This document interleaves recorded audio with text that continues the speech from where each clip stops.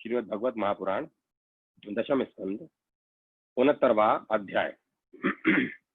देव ऋषि नारद जी का भगवान की ग्रहचर्या देखना। श्री सुखदेव जी कहते हैं, परीक्षित, जब देव ऋषि नारद ने सुना कि भगवान श्री कृष्ण ने नरकासुर भौमासुर को मार कर अकेले ही हजारों राजकुमारियों के साथ विवाह कर लिया है, तब उनके मन में भगवान की रहन सहन देखने की बड़ी अभिलाषा हुई। वे सोचने लगे कि ओह, यह कितने आश्चर्य की बात है कि भगवान श्री कृष्ण ने एक ही शरीर से एक ही समय 16,000 महलों में अलग अलग 16,000 राजकुमारियों का पाणी ग्रहण किया। देव ऋषि नारद इस उत्सुकता से प्रेरित होकर भगवान की लीला देखने के लिए द्वारका आ पहुंचे। वहां के उपवन और उद्यान खिले हुए रंग बिरंगे पुष्पों से लदे वृक्षों से परिपूर्ण थे। उन पर तरह तरह के पक्षी चहक रहे थे और भौरे गुंजार कर रहे थे। निर्मल जल से भरे सरोवरों में नीले, लाल और सफेद रंग के भांति भांति के कमल खिले हुए थे। कुमुद, कोई और नवजात कमलों की मानो भीड़ ही लगी हुई थी। उनमें हंस और पारस कलरव कर रहे थे। द्वारकापुरी में स्फटिक मणि और चांदी के 9 लाख महल थे। वे फर्श आदि से जुड़ी हुई मरकत मणि पन्ने की प्रभा से जगमगा रहे थे और उनमें सोने तथा हीरों की बड़ी सी सामग्रियां शोभायमान थी। उसके राजपथ, बड़ी बड़ी सड़कें, गलियां, चौराहे और बाजार बहुत ही सुंदर सुंदर थे। घुड़साल आदि पशुओं के रहने के स्थान, सभा भवन और देव मंदिरों के कारण उसका सौंदर्य और भी चमक उठा था। उसकी सड़कों, चौक, गली और दरवाजों पर छिड़काव किया गया था। छोटी छोटी झंडे जगह जगह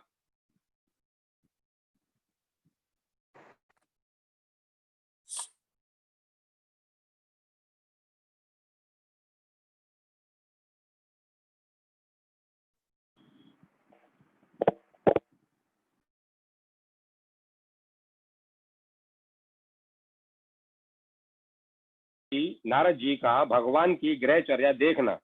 श्री सुखदेव जी कहते हैं, परीक्षित, जब देव ऋषि नारद ने सुना कि भगवान श्री कृष्ण ने नरकासुर भौमासुर को मार कर अकेले ही हजारों राजकुमारियों के साथ विवाह कर लिया है, तब उनके मन में भगवान की रहन सहन देखने की बड़ी अभिलाषा हुई। वे सोचने लगे, ओह, यह कितने आश्चर्य की बात है कि भगवान श्री कृष्ण ने एक ही शरीर से एक ही समय 16,000 महलों में अलग अलग 16,000 राजकुमारियों का पाणी ग्रहण किया। देव ऋषि नारद इस उत्सुकता से प्रेरित होकर भगवान की लीला देखने के लिए द्वारका आ पहुंचे। वहां के उपवन और उद्यान खिले हुए रंग बिरंगे पुष्पों से लदे वृक्षों से परिपूर्ण थे।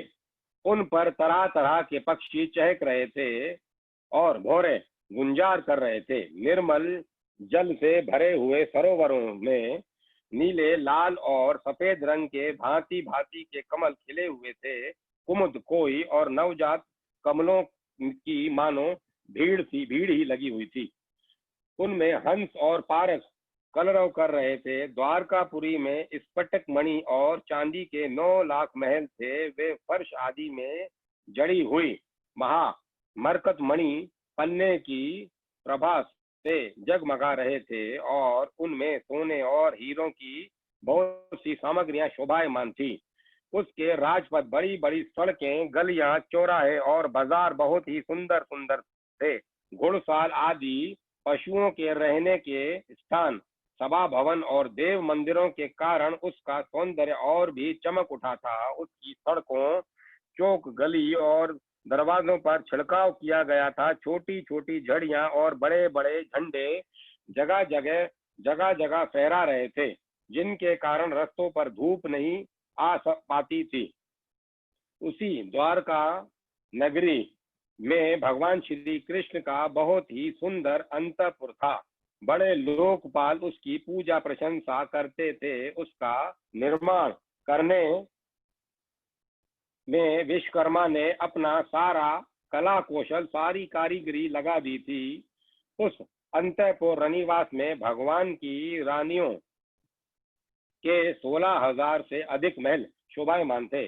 उनमें से एक बड़े भवन में देवऋषि नारद ने प्रवेश किया। उस महल में मूंगों के खंभे, वैदुर्य के उत्तम उत्तम छज्जे तथा इंद्रनील मणि की दीवारें जगमगा रही थीं, और वहां की गचें भी ऐसी इंद्रनील मणियों से बनी हुई थी जिनकी चमक किसी प्रकार कम नहीं होती।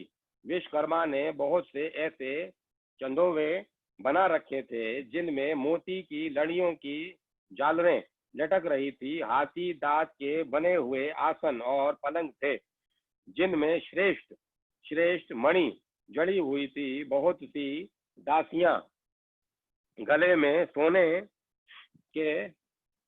सोने का हार पहने और सुंदर वस्त्रों से सुसज्जित होकर तथा बहुत से सेवक भी जामा पगड़ी और सुंदर सुंदर वस्त्र पहने तथा जड़ाऊ कुंडल धारण किए हुए अपने अपने काम में व्यस्त थे और महल की शोभा बढ़ा रहे थे। अनेकों रत्न दीप अपनी जगमगाहट से उसका अंधकार दूर कर रहे थे। अगर की धूप देने के कारण झरोखों से धुआं निकल रहा था। उसे देखकर रंग बिरंगे मणि में छज्जों पर बैठे हुए मोर बादलों के भ्रम से कुक कुक कर नाचने लगते। देवऋषि नारद ने देखा कि भगवान श्री कृष्ण उस महल की स्वामिनी रुक्मणी जी के साथ बैठे हुए हैं और वे अपने हाथों भगवान को सोने की डांडी वाले चवर से हवा कर रही है। यद्यपि उस महल में रुक्मणी जी के समान ही गुण रूप अवस्था और वेशभूषा वाली सहस्त्रों दासियां भी हर समय विद्यमान रहती थी। नारद जी को देखते ही समस्त धार्मिकों के मुकुटमणि भगवान श्री कृष्ण रुक्मणी जी के पलंग से सहसा उठ खड़े हुए। उन्होंने देवऋषि नारद के युगल चरणों में मुकुट युक्त सिर से प्रणाम किया और हाथ जोड़कर उन्हें अपने आसन पर बैठाया। परीक्षित, उसमें संदेह नहीं कि भगवान श्री कृष्ण चराचर जगत के परम गुरु हैं और उनके चरणों का धोवन गंगा जल सारे जगत को पवित्र करने वाला है। फिर भी वे परम भक्त वत्सल और संतों के परम आदर्श उनके स्वामी हैं। उनका एक असाधारण नाम ब्राह्मण देव भी है। वे ब्राह्मणों को ही अपना आराध्य देव मानते हैं। उनका यह नाम उनके गुण के अनुरूप एवं उचित ही है। तभी तो भगवान श्री कृष्ण ने स्वयं ही नारद जी के पांव पखारे और उनका चरणामृत अपने सिर पर धारण किया। नर शिरोमणे, नर के सखा, सर्वदर्शी पुराण पुरुष भगवान नारायण ने शास्त्रोक्त विधि से देवऋषि शिरोमणि भगवान नारद की पूजा की। इसके बाद अमृत से भी मीठे किंतु थोड़े शब्दों में उनका स्वागत सत्कार किया और फिर कहा, प्रभु आप तो स्वयं समग्र ज्ञान, वैराग्य, धर्म, यश, श्री और ऐश्वर्य से पूर्ण हैं। आपकी हम क्या सेवा करें? देवऋषि नारद ने कहा, भगवान आप समस्त लोकों के एकमात्र स्वामी है। आपके लिए यह कोई नई बात नहीं है कि आप अपने भक्तों से प्रेम करते हैं और दुष्टों को दंड देते हैं। परम यशस्वी प्रभु, आपने जगत की स्थिति और रक्षा के द्वारा समस्त जीवों का कल्याण करने के लिए स्वेच्छा से अवतार ग्रहण किया है। भगवान, यह बात हम भली भांति जानते हैं। यह बड़े सौभाग्य की बात है कि आज मुझे आपके चरण कमलों के दर्शन हुए हैं। आपके ये चरण कमल संपूर्ण जनता को परम सौम्य मोक्ष देने में समर्थ है, जिनके ज्ञान की कोई सीमा ही नहीं है। वे ब्रह्मा, शंकर आदि सदा सर्वदा अपने हृदय में उनका चिंतन करते रहते हैं। वास्तव में वे श्री चरण ही संसार रूप कुएं में गिरे हुए हम लोगों के बाहर निकलने के लिए अवलंब हैं। आप ऐसी कृपा कीजिए कि आपके इन चरण कमलों की स्मृति सर्वदा बनी रहे और मैं चाहे जहाँ कैसे रहूं उनके ध्यान में तन्मय रहूं।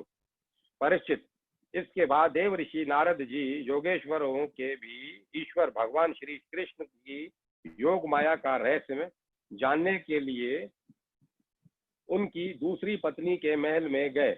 वहां उन्होंने देखा कि भगवान श्री कृष्ण अपनी प्राण प्रिया और उद्धव जी के साथ चौसर खेल रहे हैं।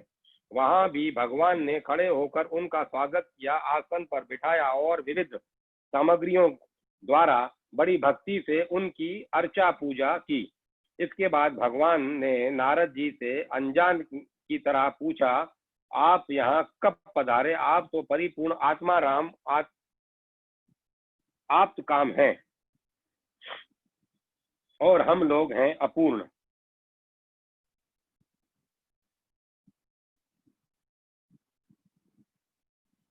ऐसी अवस्था में भला हम आपकी क्या सेवा कर सकते हैं? फिर भी ब्रह्म स्वरूप नारद जी, आप कुछ न कुछ आज्ञा अवश्य कीजिए और हमें सेवा का अवसर देकर हमारा जन्म सफल कीजिए।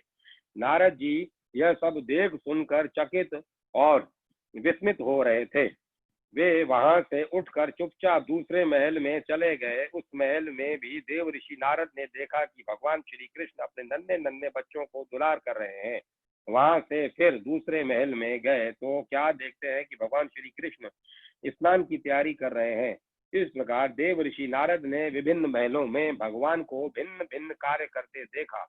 कहीं वे यज्ञ कुंडों में हवन कर रहे हैं तो कहीं पंच महायज्ञों से देवता आदि की आराधना कर रहे हैं, कहीं ब्राह्मणों को भोजन करा रहे हैं तो कहीं यज्ञ का अवशेष स्वयं भोजन कर रहे हैं, कहीं संध्या कर रहे हैं तो कहीं मौन होकर गायत्री का जाप कर रहे हैं, कहीं हाथों में ढाल तलवार लेकर उनको चलाने के पैतरे बदल रहे हैं, कहीं घोड़े हाथी अथवा रथ पर सवार होकर श्री कृष्ण विचरण कर रहे हैं, कहीं पलंग पर सो रहे हैं तो कहीं बंदी जन उनकी स्तुति कर रहे हैं। किसी महल में उद्धव आदि मंत्रियों के साथ किसी गंभीर विषय पर परामर्श कर रहे हैं तो कहीं उत्तम वारांगनाओं से घिर कर जल क्रीड़ा कर रहे हैं, कहीं श्रेष्ठ ब्राह्मणों को वस्त्राभूषण से सुसज्जित गौओं का दान कर रहे हैं तो कहीं मंगलमय इतिहास पुराणों का श्रवण कर रहे हैं, कहीं किसी पत्नी के महल में अपनी प्राण प्रिया के साथ हास्य विनोद की बातें करके हंस रहे हैं तो कहीं धर्म का सेवन कर रहे हैं, कहीं अर्थ का सेवन कर रहे हैं, धन संग्रह और धन वृद्धि के कार्य में लगे हुए हैं तो कहीं धर्मानुकूल गृहस्थोचित विषयों का उपभोग कर रहे हैं, कहीं एकांत में बैठकर प्रकृति से अतीत पुराण पुरुष का ध्यान कर रहे हैं तो कहीं गुरुजनों को इच्छित भोग सामग्री समर्पित करके उनकी सेवा शुश्रूषा कर रहे हैं। देव ऋषि नारद ने देखा कि भगवान श्री कृष्ण किसी के साथ युद्ध की बात कर रहे हैं तो किसी के साथ संधि की, कहीं भगवान बलराम जी के साथ बैठकर सत्पुरुषों के कल्याण के बारे में विचार कर रहे हैं तो कहीं उचित समय पर पुत्र और कन्याओं का उनके सदृश पत्नी और वरों के साथ बड़ी धूमधाम से विधिवत विवाह कर रहे हैं, कहीं घर से कन्याओं को विदा कर रहे हैं तो कहीं बुलाने की तैयारी में लगे हुए हैं। योगेश्वर भगवान श्री कृष्ण के इन विराट उत्सवों को देखकर सभी लोग विस्मित चकित हो जाते थे।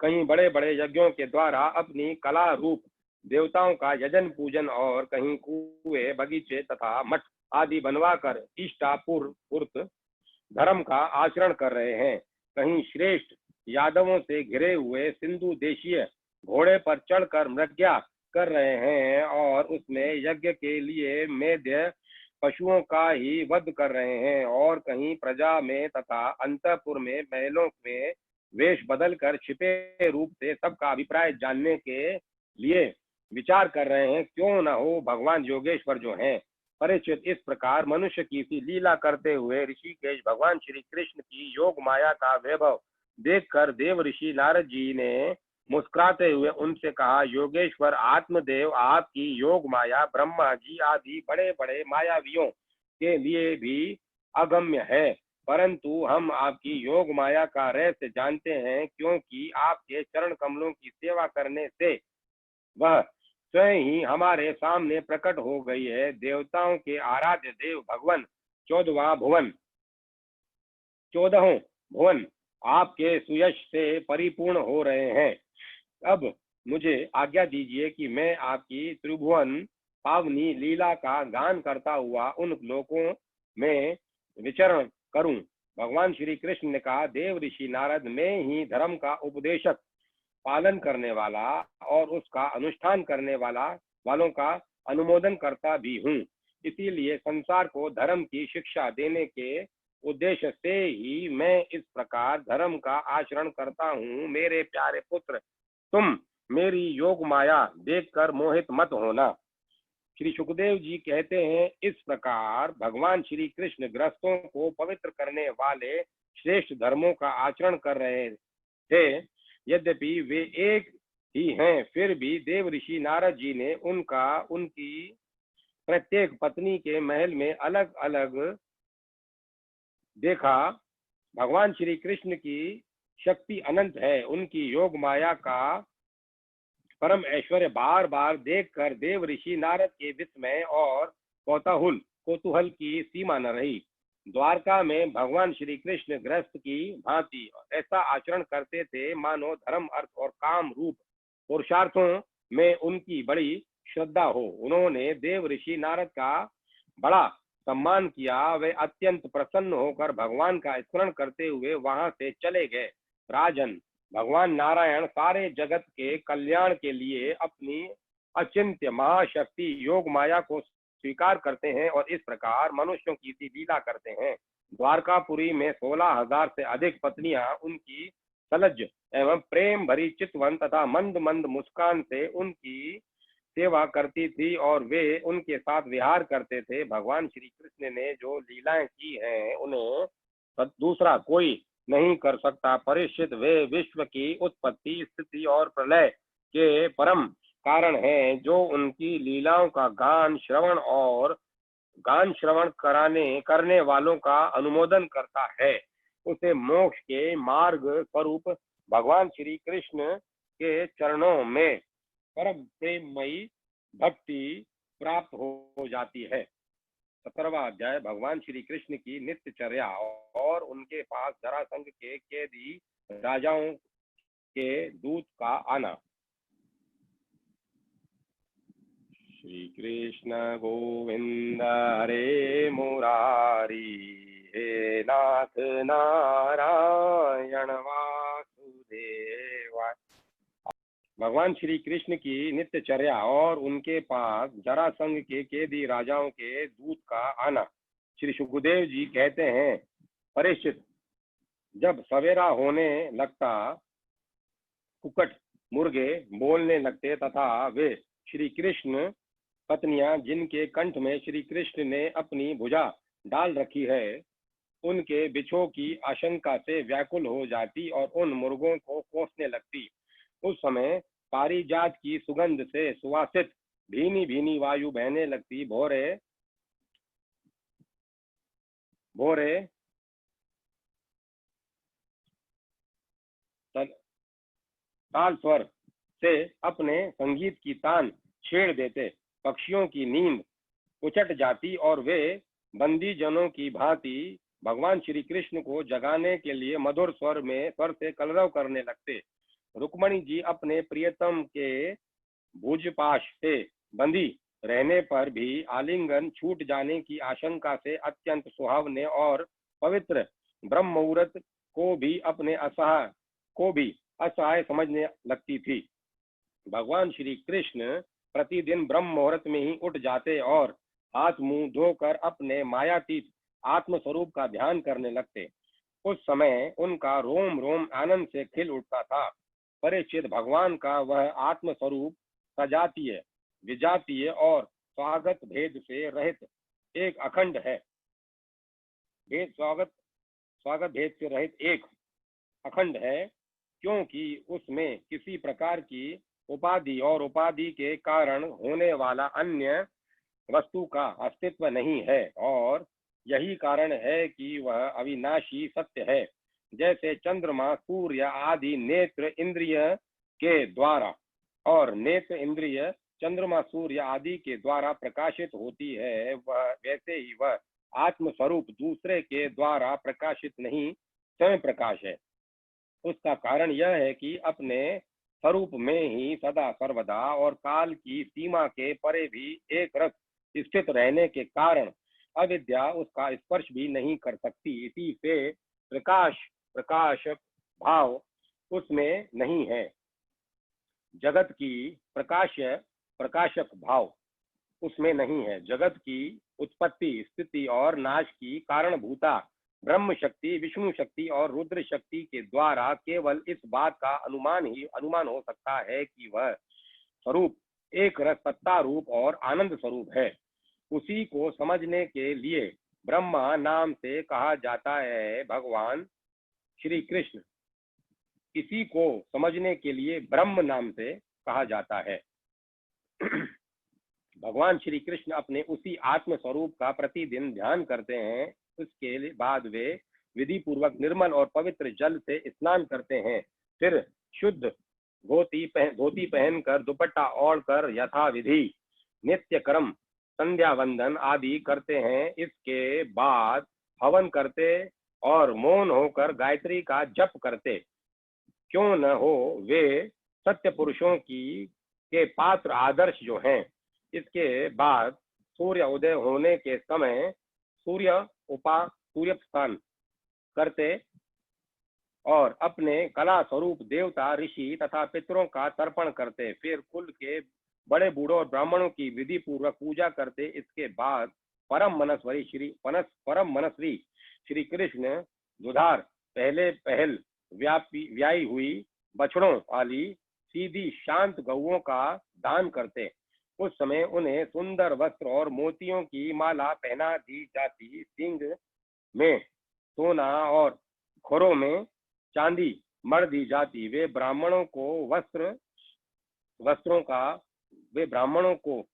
वस्त्राभूषणों से सुसज्जित करके रेशमी वस्त्र, मृग चर्म और तिल के साथ प्रतिदिन 13,084 गौवें इस प्रकार दान करते। तदंतर अपनी विभूति रूप गौ, ब्राह्मण, देवता, कुल के बड़े बूढ़े, गुरुजन और समस्त प्राणियों को प्रणाम करके मांगलिक वस्तुओं का स्पर्श करते। परिचित, यद्यपि भगवान के शरीर का सहज सौंदर्य ही मनुष्य लोक का अलंकार है, फिर भी वे अपने पीताम्बर आदि दिव्य वस्त्र, कौस्तुभ आदि आभूषण, पुष्पों के हार और चंदनादि दिव्य अंग राग से अपने को आभूषित करते। इसके बाद वे घी और दर्पण में अपना मुखारविंद देखते। गाय, बैल, ब्राह्मण और देव प्रतिमाओं का दर्शन करते। फिर पुरवासी और अंतपुर में रहने वाले चारों वर्णों के लोगों की अभिलाषाएं पूर्ण करते और फिर अपनी अन्य ग्रामवासी प्रजा की कामना पूर्ति करके उसे संतुष्ट करते और उन सबको प्रसन्न देखकर स्वयं बहुत ही आनंदित होते। वे पुष्पमाला, तांबूल, चंदन और अंगराग आदि वस्तुएं पहले ब्राह्मण, स्वजन, संबंधी, मंत्री और रानियों को बांट देते और उनसे बची हुई स्वयं अपने काम में लाते। भगवान यह सब करते होते तब तक दारुक नाम का सारथी सुग्रीव आदि घोड़ों से जुता हुआ अत्यंत अद्भुत रथ ले आता और प्रणाम करके भगवान के सामने खड़ा हो जाता। उसके बाद भगवान श्री कृष्ण सात्यकी और उद्धव जी के साथ अपने हाथ से सारथी का हाथ पकड़कर रथ पर सवार होते। ठीक वैसे ही जैसे भुवन भास्कर भगवान सूर्य उदयाचल पर आरूढ़ होते हैं, उस समय रनिवास की स्त्रियां लज्जा और प्रेम से भरी चितवन से उन्हें निहारने लगती और बड़े कष्ट से उन्हें विदा करती। भगवान मुस्कुराकर उनके चित्त को चुराते हुए महल से निकलते। परिचित, तदंतर भगवान श्री कृष्ण समस्त यदुवंशियों के साथ सुधर्मा नाम की सभा में प्रवेश करते। उस सभा की ऐसी महिमा है कि जो लोग उस सभा में जा बैठते हैं उन्हें भूख, प्यास, शोक, मोह और जरा मृत्यु ये 6 उर्मियां नहीं सताती। इस प्रकार भगवान श्री कृष्ण सब रानियों से अलग अलग विदा लेकर एक ही रूप में सुमर्दा सभा में प्रवेश करते और वहां जाकर श्रेष्ठ सिंहासन पर विराज जाते। उनकी अंग कांति से दिशाएं प्रकाशित होती रहती। उस समय यदुवंशी वीरों के बीच में यदुवंश शिरोमणि भगवान श्री कृष्ण की ऐसी शोभा होती जैसे आकाश में तारों और घिरे हुए चंद्रदेव शोभायमान होते हैं।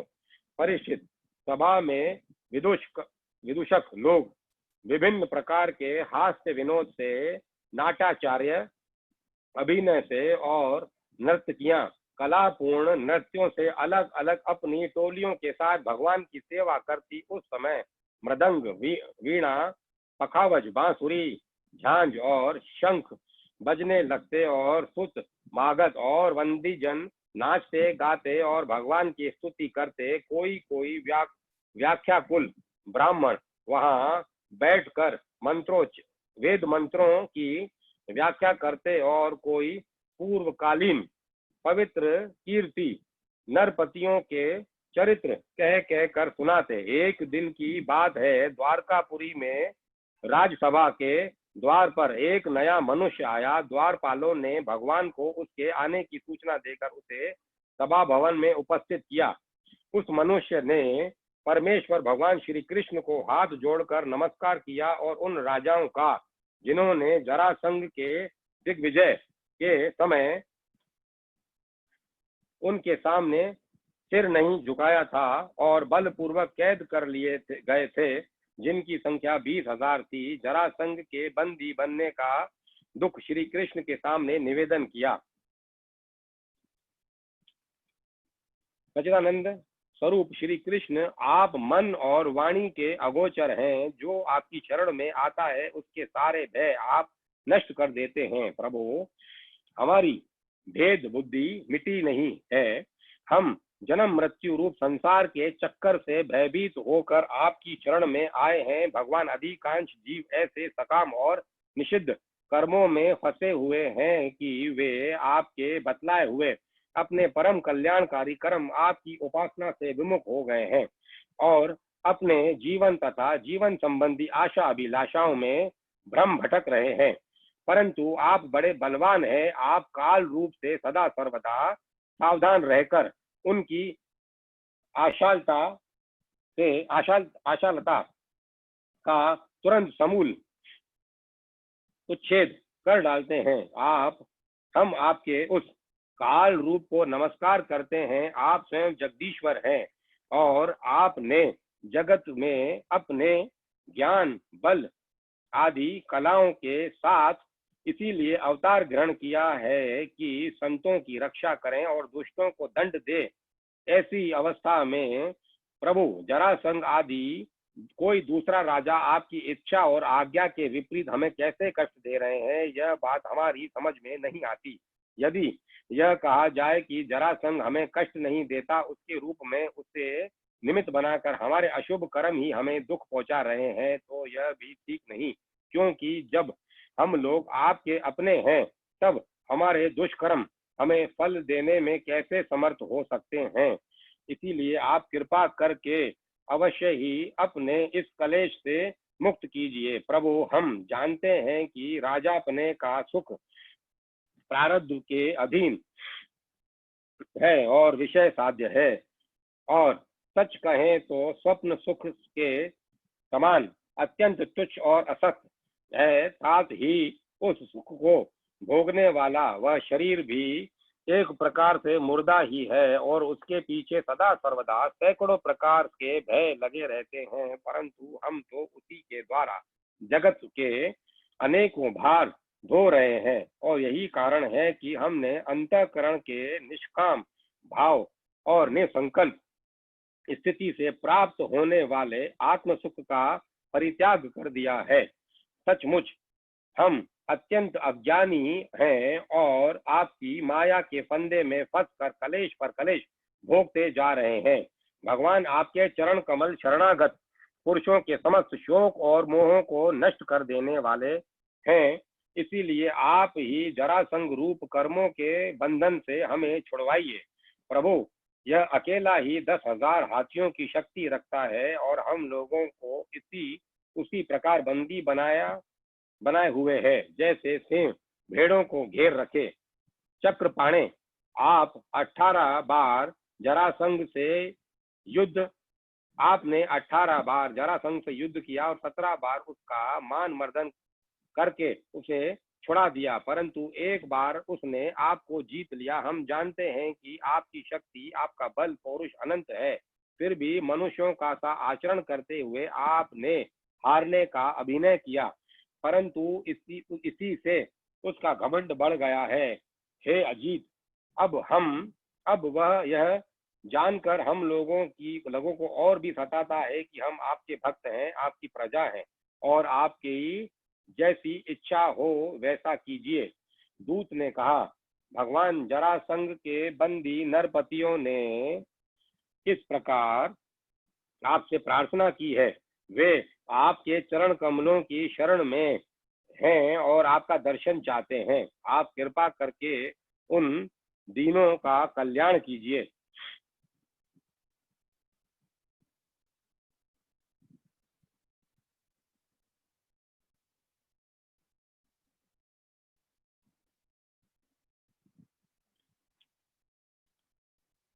श्री सुखदेव जी कहते हैं, परीक्षित, राजाओं का दूत इस प्रकार कह ही रहा था कि परम तेजस्वी देव ऋषि नारद जी वहां आ पहुंचे। उनकी सुनहरी जटाएं चमक रही थी।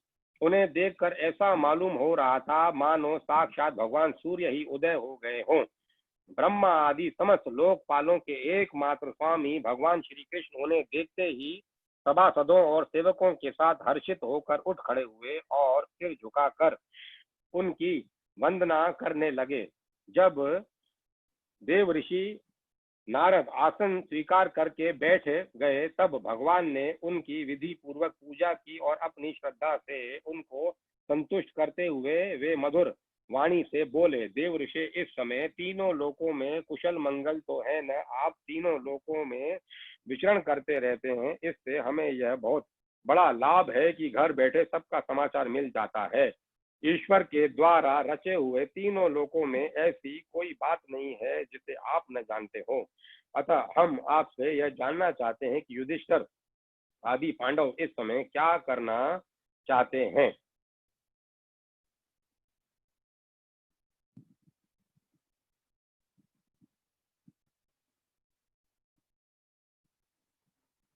देवर्षि नारद ने कहा, सर्वव्यापक अनंत, आप विश्व के निर्माता हैं और इतने बड़े मायावी हैं कि बड़े बड़े मायावी ब्रह्मा जी आदि भी आपकी माया का पार नहीं पा सकते। प्रभु, आप सबके घट घट में अपनी अचिंत्य शक्ति से व्याप्त रहते हैं, ठीक वैसे ही जैसे अग्नि लकड़ियों में अपने को छिपाए रखता है।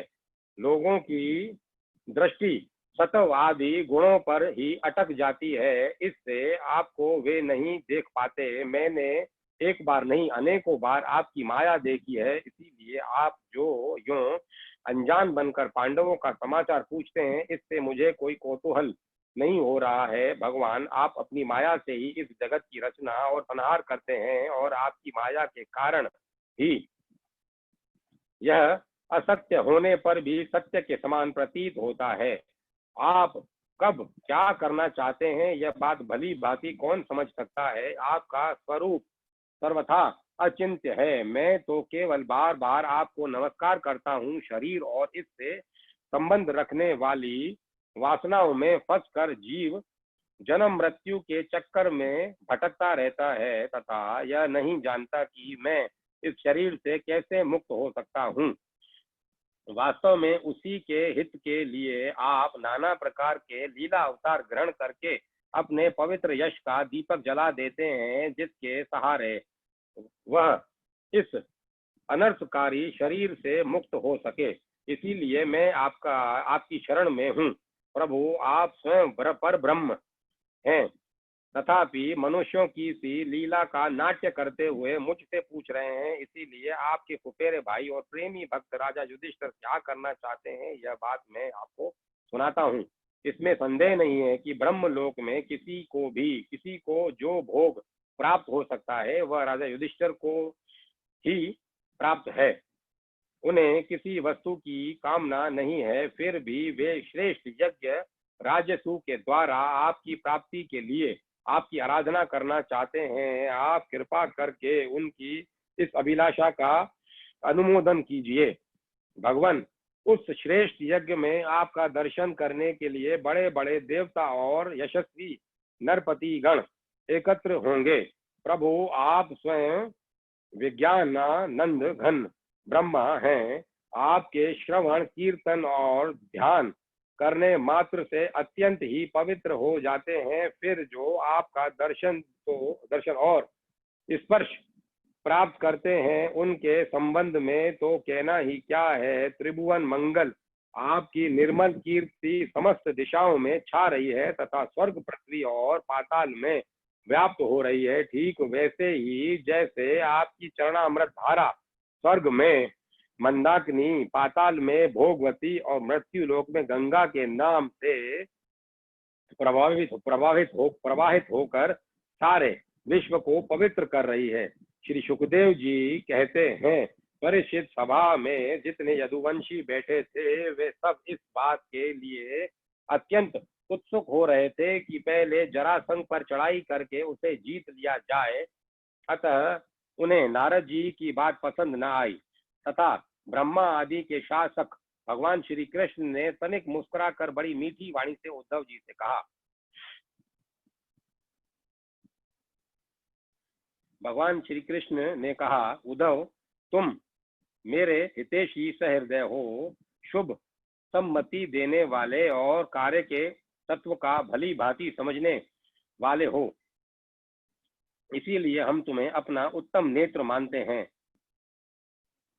अब तुम ही बताओ कि इस विषय में हमें क्या करना चाहिए। तुम्हारी बात पर हमारी श्रद्धा है, इसीलिए हम तुम्हारी सलाह के अनुसार ही काम करेंगे। जब उद्धव जी ने देखा कि भगवान श्री कृष्ण सर्वज्ञ होने पर भी अनजान की तरह सलाह पूछ रहे हैं, तब वे उनकी आज्ञा शिरोधार्य करके बोले। 71वां अध्याय। श्री कृष्ण भगवान का इंद्रप्रस्थ पधारना। श्री सुखदेव जी कहते हैं, परीक्षित, भगवान श्री कृष्ण के वचन सुनकर महामती उद्धव जी ने देव ऋषि, नारद, सभासद और भगवान श्री कृष्ण के मत पर विचार किया और फिर वे कहने लगे। उद्धव जी ने कहा, भगवान, देव ऋषि नारद ने आपको यह सलाह दी है कि फुफेरे भाई पांडवों के राजसूय यज्ञ में सम्मिलित होकर उनकी सहायता करनी चाहिए। उनका यह कथन ठीक ही है और साथ ही यह भी ठीक है कि शरणागतों की रक्षा अवश्य कर्तव्य है। प्रभु, जब हम इस दृष्टि से विचार करते हैं, राजसूय यज्ञ वही कर सकता है जो दसों दिशाओं पर विजय प्राप्त कर ले, तब हम इस निर्णय पर बिना किसी द्विधा के पहुंच जाते हैं कि पांडवों के यज्ञ और शरणागतों की रक्षा दोनों कामों के लिए जरासंध को जीतना आवश्यक है। प्रभु, केवल जरासंध को जीत लेने से ही हमारा महान उद्देश्य सफल हो जाएगा। साथ ही उससे बंदी राजाओं की मुक्ति और उसके कारण आपको सुयश की प्राप्ति हो जाएगी। राजा जरासंध बड़े बड़े लोगों के भी दांत खट्टे कर देते हैं, क्योंकि 10,000 हाथियों का बल उसे प्राप्त है। उसे यदि हरा सकते हैं तो केवल भीमसेन, क्योंकि वे भी वैसे ही बली हैं। उसे सामने आमने का युद्ध में एक वीर जीत ले, यही सबसे अच्छा है। तो अश्वनी सेना लेकर जब वह युद्ध के लिए खड़ा होगा, उस समय उसे जीतना आसान न होगा। जरासंध बहुत बड़ा ब्राह्मण भक्त है। यदि ब्राह्मण उससे किसी बात की याचना करते हैं तो वह कभी कोरा जवाब नहीं देता। इसीलिए भीमसेन ब्राह्मण के वेश में जाए और उससे युद्ध की भिक्षा मांगे। भगवान, इसमें संदेह नहीं है, यदि आपकी उपस्थिति में भीमसेन और जरासंध का द्वंद्व युद्ध हो तो भीमसेन उसे मार डालेगा। प्रभु, आप सर्वशक्तिमान, रूप रहित काल स्वरूप हैं। विश्व की सृष्टि और प्रलय आपकी ही शक्ति से होता है।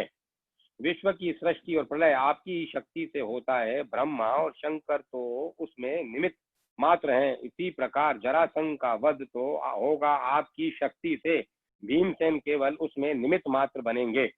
जब इस प्रकार आप जरासंध का वध कर डालेंगे, तब कैद में पड़े हुए राजाओं की रानियां अपने महल में अपनी आपकी इस विशुद्ध लीला का गान करेंगी और अपने आपने उनके शत्रु का नाश कर दिया और उनके प्राणपतियों को छुड़ा दिया।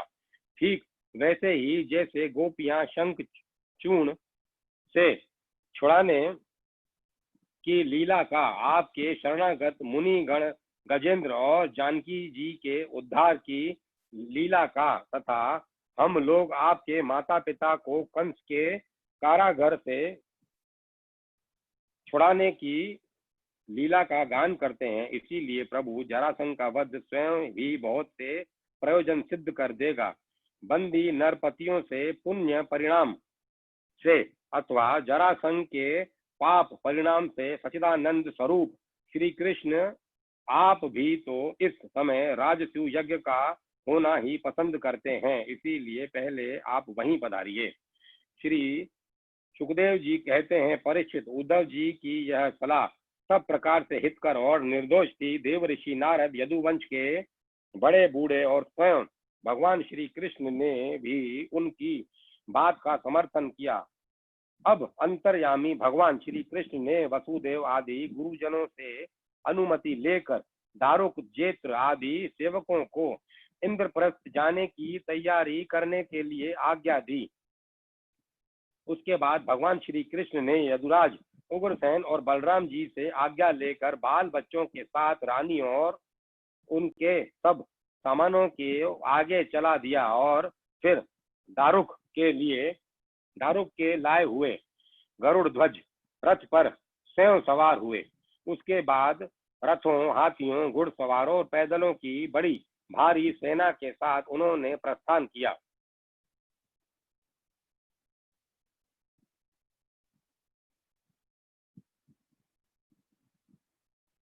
उस समय मृदंग, नगारे, ढोल, शंख और नरसिंहों की ऊंची ध्वनि से दसों दिशाएं गूंज उठी। सती शिरोमणि रुक्मणी जी आदि सहस्त्रों श्री कृष्ण पत्नियां अपने संतानों के साथ सुंदर सुंदर वस्त्राभूषण, चंदन, अंगराग और पुष्पों के हार आदि से सज धज कर डोलियों, रथों और सोने की बड़ी बनी हुई पालकियों में चढ़कर अपने पति देव भगवान श्री कृष्ण के पीछे पीछे चली। पैदल सिपाही हाथों में ढाल तलवार लेकर उनकी रक्षा करते हुए चल रहे थे। इसी समय अनुचरों की स्त्रियां और वारांगनाएं भली भांति श्रृंगार करके स्वच्छ आदि झोपड़ियों, भांति भांति के तंबुओं, कनातों, कंबलों और ओढ़ने बिछोने आदि की सामग्रियों को बैलों, भैंसों, गधों और खच्चरों पर लाद कर तथा स्वयं पालकी, ऊंट, छकड़ों और हाथनियों पर सवार होकर चली। जैसे मगरमच्छों और लहरों की उछल कूद से शुद्ध समुद्र की शोभा होती है, ठीक वैसे ही अत्यंत कोलाहल से परिपूर्ण फहराती हुई बड़ी बड़ी पताकाओं, छत्रों, चवरों, श्रेष्ठ अस्त्र शस्त्रों, वस्त्राभूषणों, मुकुटों, कवचों और दिन के समय उन पर पड़ती हुई सूर्य की किरणों से भगवान श्री कृष्ण की सेना अत्यंत शोभायमान हुई। देव ऋषि नारद भगवान श्री कृष्ण से सम्मानित होकर और उनके निश्चय को सुनकर बहुत प्रसन्न हुए। भगवान के दर्शन से उनका हृदय और समस्त इंद्रियां परमानंद से मग्न हो गई। विदा होने के समय भगवान श्री कृष्ण ने उनका नाना प्रकार की सामग्रियों से पूजन किया। अब देव ऋषि नारद ने उन्हें मन ही मन प्रणाम किया और उनकी दिव्य मूर्ति को हृदय में धारण करके आकाश मार्ग से प्रस्थान किया। इसके बाद भगवान श्री कृष्ण ने जरासंध के बंदी नरपतियों के दूत को अपनी मधुर वाणी से आश्वासन देते हुए कहा, दूत, तुम अपने राजाओं से जाकर कहना, डरो मत, तुम लोगों का कल्याण हो, मैं जरासंध को मरवा डालूंगा। भगवान की ऐसी आज्ञा पाकर वह दूत गिरिव्रज चला गया और नरपतियों को भगवान श्री कृष्ण का संदेश ज्यों का त्यों सुना दिया, ज्यों का त्यों सुना दिया। वे राजा भी कारागार से छूटने के लिए शीघ्र से शीघ्र भगवान के शुभ दर्शन की बाट जोने लगे। परीक्षित, अब भगवान श्री कृष्ण अनर्थ 100 वीर मरु, कुरुक्षेत्र और उनके बीच में पड़ने वाले पर्वत, नदी, नगर, गांव, अहिरों की बस्तियां तथा खानों को पार करते हुए आगे बढ़ने लगे। भगवान मुकुंद मार्ग से दुष्धृति दुष्धवती स्वयं सरस्वती नदी पार करके पांचाल और मत्स्य देशों वे होते हुए इंद्रप्रस्थ जा पहुंचे। परीक्षित, भगवान श्री कृष्ण का दर्शन अत्यंत दुर्लभ है। जब अजातशत्रु महाराज युधिष्ठिर को यह समाचार मिला कि भगवान श्री कृष्ण पधार गए हैं, तब उनका रोम रोम आनंद से खिल उठा। वे अपने आचार्य और स्वजन संबंधियों के साथ भगवान की अगवानी करने के लिए नगर से बाहर आए। मंगल गीत गाए जाने लगे, बाजे बजने लगे। बहुत से ब्राह्मण मिलकर ऊंचे स्वर में वेद मंत्रों का उच्चारण करने लगे।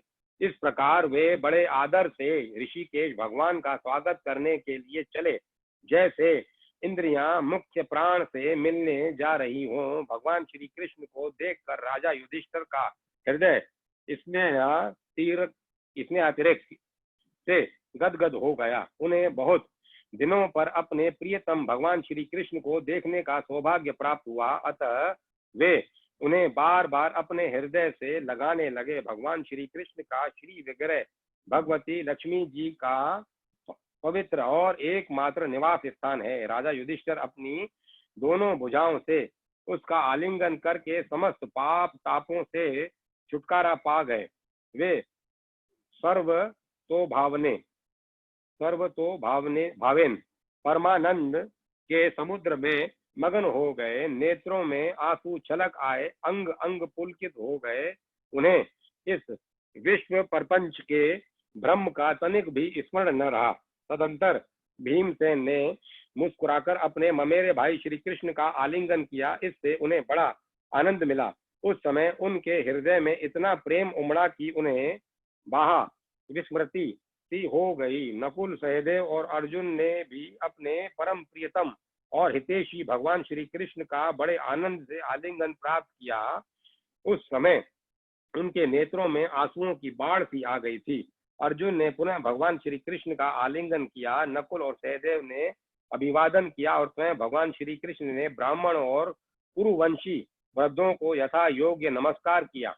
कुरु, प्रजय और कैकेय देश के नरपतियों ने भगवान श्री कृष्ण का सम्मान किया और भगवान श्री कृष्ण ने भी उनका यथोचित सत्कार किया।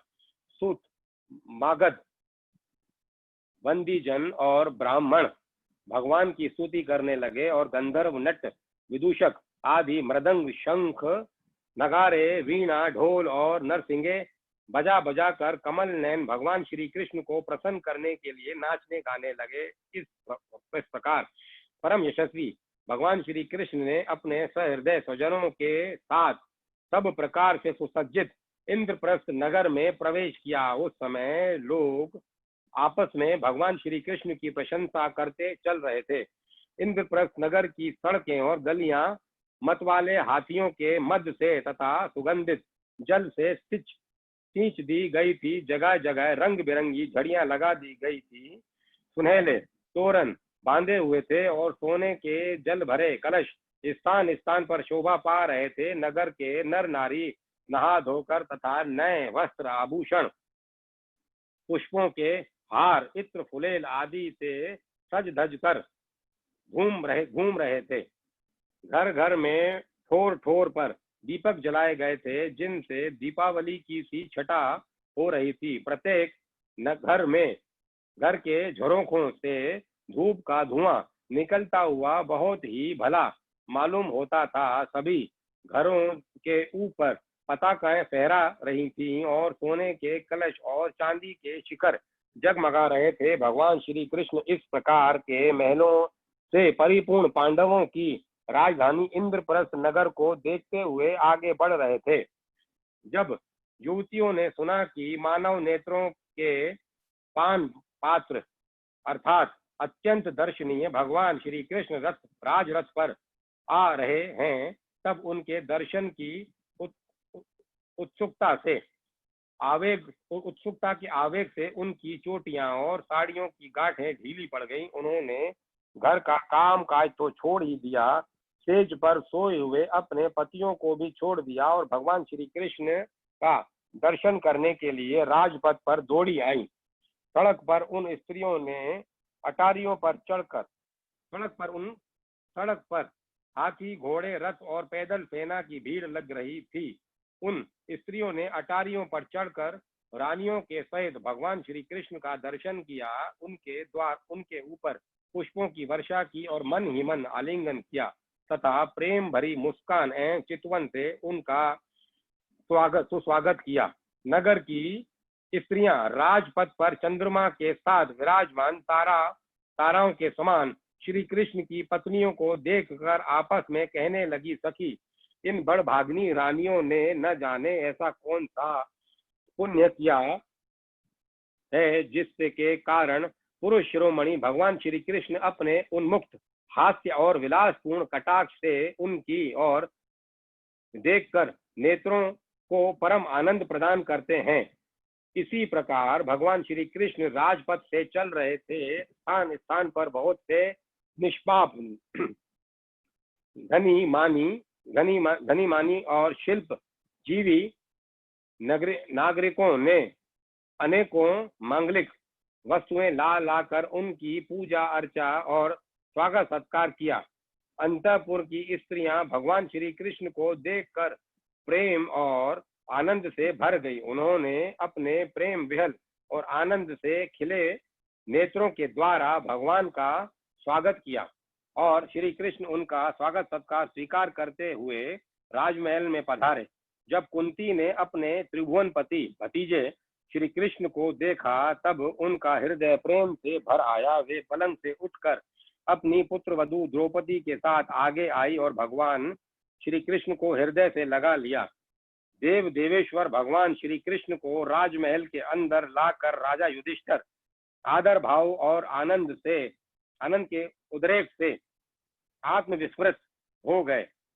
उन्हें इस बात की भी सुधि न रही कि किस क्रम से भगवान की पूजा करनी चाहिए। भगवान श्री कृष्ण ने अपनी फुआ कुंती और गुरुजनों की पत्नियों का अभिवादन किया। उनकी बहन सुभद्रा और द्रौपदी ने भगवान को नमस्कार किया। अपनी सास कुंती की प्रेरणा से द्रौपदी ने वस्त्र, आभूषण, माला आदि के द्वारा रुक्मणी, सत्यभामा, भद्रा, जाम्बती, कालिंदी, मित्रविंदा, लक्ष्मणा और परम साध्वी सत्या भगवान श्री कृष्ण की इन पटरानियों का तथा वहां आई हुई श्री कृष्ण की अन्य रानियों का भी यथा योग्य सत्कार किया।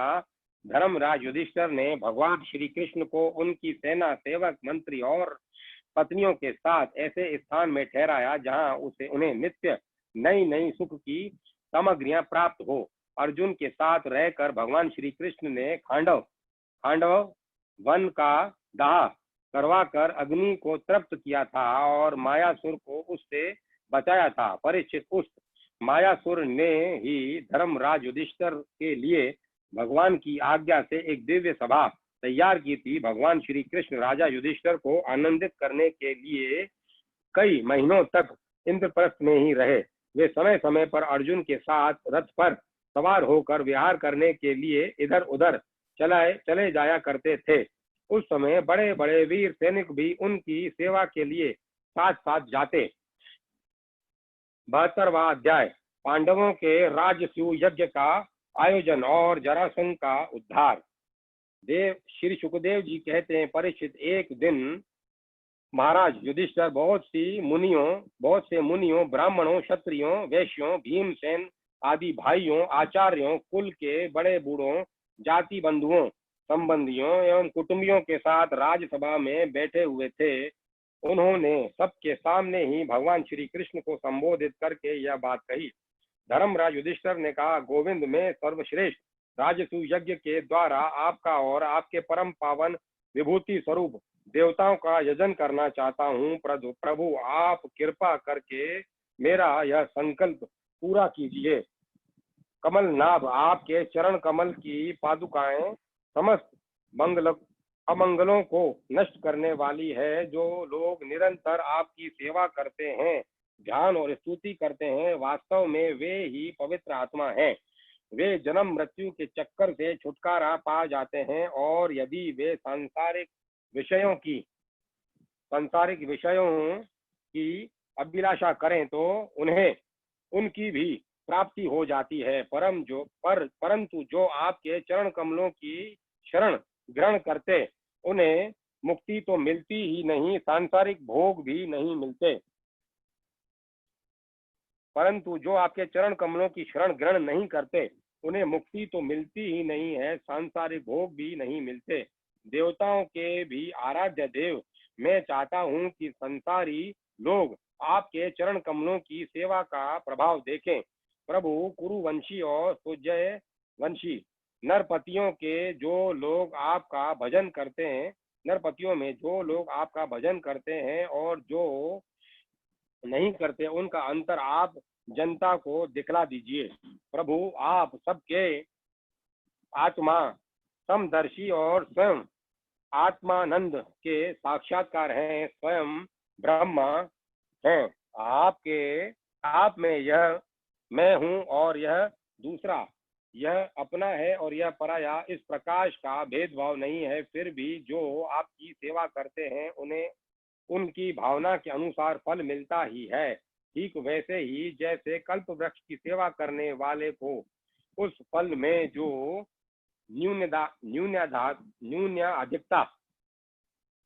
न्यूनाधिकता होती है, वह भी न्यूनाधिक सेवा के अनुरूप ही होती है। इससे आप में विषमता या निर्दयता आदि दोष नहीं आते। भगवान श्री कृष्ण ने कहा, शत्रु विजयी धर्मराज, आपका निश्चय बहुत ही उत्तम है। राजसूय यज्ञ करने से समस्त लोकों में आपकी मंगलमयी कीर्ति का विस्तार होगा।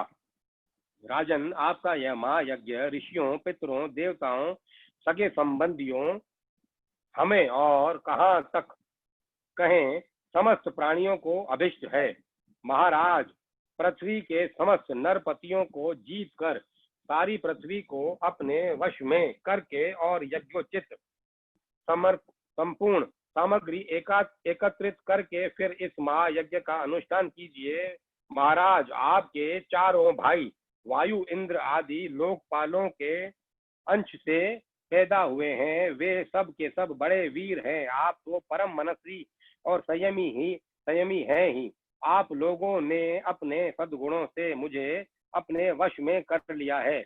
जिन लोगों ने अपनी इंद्रियों और मन को वश में नहीं किया है, वे मुझे अपने वश में नहीं कर सकते। संसार में कोई बड़े से बड़ा देवता भी तेज, यश, लक्ष्मी, सौंदर्य और ऐश्वर्य आदि के द्वारा मेरे भक्त का तिरस्कार नहीं कर सकता। फिर कोई राजा इसका तिरस्कार कर दे, इसकी तो संभावना ही नहीं है। श्री सुखदेव जी कहते हैं, परीक्षित, भगवान की बात सुनकर महाराज युधिष्ठिर का हृदय आनंद से भर गया। उनका मुख कमल प्रफुल्लित हो गया। अब उन्होंने अपने भाइयों को दिग्विजय करने का आदेश दिया। भगवान श्री कृष्ण ने पांडवों में अपनी शक्ति का संचार करके उनको अत्यंत प्रभावशाली बना दिया था। धर्मराज युधिष्ठिर ने सुजय वंशी वीरों के साथ सहदेव को दक्षिण दिशा और दिग्विजय करने के लिए भेजा। नकुल को मत्स्य देशीय वीरों के साथ पश्चिम में, अर्जुन को केकय देशीय वीरों के साथ उत्तर में और भीमसेन को मध्य देशीय वीरों के साथ पूर्व दिशा में दिग्विजय करने का आदेश दिया। परीक्षित, उन भीमसेन आदि वीरों ने अपने बल पौरुष से सब और के नरपतियों को जीत लिया और यज्ञ करने के लिए उद्यत महाराज युधिष्ठिर को बहुत सा धन लाकर दिया। जब महाराज युधिष्ठिर ने यह सुना कि अब तक जरासंध पर विजय नहीं प्राप्त की जा सकी, तब वे चिंता में पड़ गए। उस समय भगवान श्री कृष्ण ने उन्हें वही उपाय सुनाया जो उद्धव जी ने बतलाया था। परीक्षित, इसके बाद भीमसेन, अर्जुन और भगवान श्री कृष्ण ये तीनों ही ब्राह्मण वेश धारण करके गिरिवर्ज गए। वहीं जरासंध की राजधानी थी। गिरिव्रज गए, वही जरासंध की राजधानी थी। राजा जरासंध ब्राह्मणों का भक्त और गृहस्थोचित धर्मों का पालन करने वाला था। उपरोक्त तीनों क्षत्रिय ब्राह्मण का वेश धारण करके अतिथि अभ्यागतों को सत्कार के समय जरासंध के पास गए और उससे इस प्रकार याचना की, राजन आपका कल्याण हो। हम तीनों आपके अतिथि हैं तथा बहुत दूर से आ रहे हैं। अवश्य ही हम यहाँ किसी विशेष प्रयोजन से ही आए हैं, इसीलिए हम आपसे जो कुछ चाहते हैं वह आप हमें अवश्य दीजिए। तितुषु पुरुष क्या नहीं सह सकते, दुष्ट पुरुष बुरा से बुरा क्या नहीं कर सकते, उदार पुरुष क्या नहीं दे सकते, और समदर्शी के लिए पराया कौन है। जो पुरुष स्वयं स्वार्थ समर्थ होकर भी इस नाशवान शरीर से ऐसे अविनाशी यश का संग्रह नहीं करता जिसका बड़े बड़े सत्पुरुष भी गान करें, सच पूछिए तो उसकी जितनी निंदा की जाए थोड़ी है। उसका जीवन शोक करने योग्य है। राजन आप तो जानते ही होंगे, राजा हरिश्चंद्र दंतिदेव केवल अन्न के दाने बीन चुनकर निर्वाह करने वाले महात्मा मृदुल, शिबी, बलि, व्याग और कपोत आदि बहुत से व्यक्ति अतिथि को अपना सर्वस्व देकर इस नाशवान शरीर के द्वारा अविनाशी पद को प्राप्त हो चुके हैं। इसीलिए आप भी हम लोगों को निराश मत कीजिए।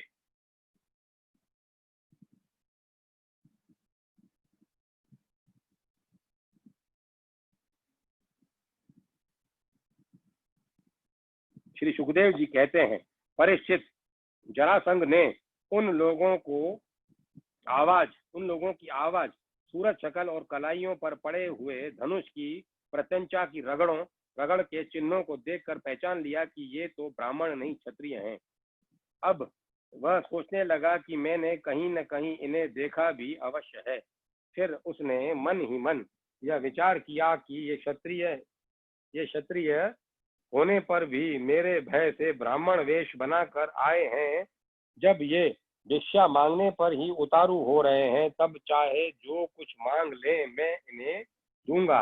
याचना करने वाले अपना अत्यंत प्यारा और दुस्सज शरीर देने में भी मुझे हिचकिचाहट न होगी। विष्णु भक्त ने ब्राह्मण का वेश धारण करके बलि का धन ऐश्वर्य सब कुछ छीन लिया। फिर भी बलि ने विष्णु भगवान ने ब्राह्मण का वेश धारण करके बलि का धन ऐश्वर्य सब कुछ छीन लिया। फिर भी बलि ने पवित्र कीर्ति सब और फैली बलि की पवित्र कीर्ति सब और फैली हुई है, और आज भी लोग बड़े आदर से उनका गान करते हैं। इसमें संदेह नहीं कि विष्णु भगवान ने देवराज इंद्र की राजलक्ष्मी बलि से छीनकर उन्हें लौटाने के लिए ही ब्राह्मण रूप धारण किया था। दैत्यराज बलि को यह बात मालूम हो गई थी कि शुक्राचार्य ने उन्हें रोका भी, परंतु उन्होंने पृथ्वी का दान कर ही दिया। मेरा तो यह पक्का निश्चय है कि यह शरीर नाशवान है। इस शरीर से जो विपुल यश नहीं कमाता और जो क्षत्रिय ब्राह्मण के लिए ही जीवन नहीं धारण करता, उसका जीना व्यर्थ है। परीक्षित, सचमुच जरासंध की बुद्धि बड़ी उदार थी। उपरोक्त विचार करके उसने ब्राह्मण वेशधारी श्री कृष्ण, अर्जुन और भीमसेन से कहा, ब्राह्मणों, आप लोग मनचाही वस्तु मांग लें। आप चाहें तो मैं आप लोगों को अपना सिर भी दे सकता हूँ। भगवान श्री कृष्ण ने कहा, राजेंद्र, हम लोग अन्न के इच्छुक ब्राह्मण नहीं है, क्षत्रिय हैं। हम आपके पास युद्ध के लिए आए हैं। यदि आपकी इच्छा हो तो हमें द्वंद्व युद्ध की भिक्षा दीजिए। देखो, ये पांडव पुत्र भीमसेन है और यह इनका भाई अर्जुन है, और मैं इन दोनों का ममेरा भाई तथा आपका पुराना शत्रु कृष्ण हूँ। जब भगवान श्री कृष्ण ने इस प्रकार अपना परिचय दिया तब राजा जरासंध ठठाकर हंसने लगा और चिढ़कर बोला, अरे मूर्खों, यदि तुम्हें युद्ध की ही इच्छा है तो लो, मैं तुम्हारी प्रार्थना स्वीकार करता हूँ, परंतु कृष्ण, तुम दो बड़े डरपोक हो। युद्ध में तुम घबरा जाते हो, यहाँ तक कि मेरे डर से तुमने अपनी नगरी मथुरा भी छोड़ दी और समुद्र की शरण ली है। इसीलिए मैं तुम्हारे साथ नहीं लड़ूंगा। यह अर्जुन भी कोई योद्धा नहीं है, यह तो अवस्था में मुझसे छोटा है।